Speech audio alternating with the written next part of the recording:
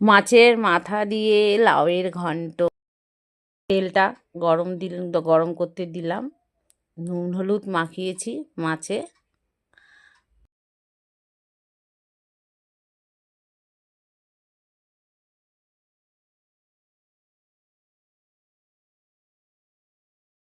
আচ্ছা, মাছগুলো ভেজে নিলাম।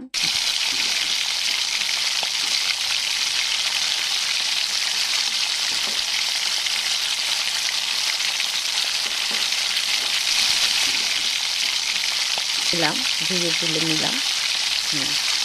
এইবার দিলাম জিরে, আদা, কাঁচা লঙ্কা, তেজপাতা, এটাই ফোড়ন দেওয়া হলো। তারপরে একটু জিরের গুঁড়ো,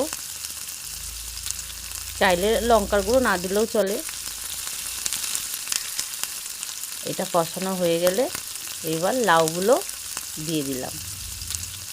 লাউগুলো দিয়ে নুন হলুদ দিয়ে ভালো করে নাড়াচাড়া দিয়ে ঢেকে দিলাম। কিছুক্ষণ ঢাকা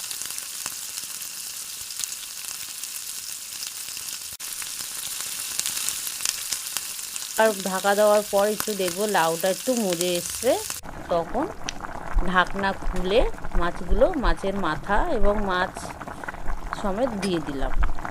দিয়ে আবার নাড়াচাড়া দিয়ে আবার কিছুক্ষণ ঢেকে রাখলাম।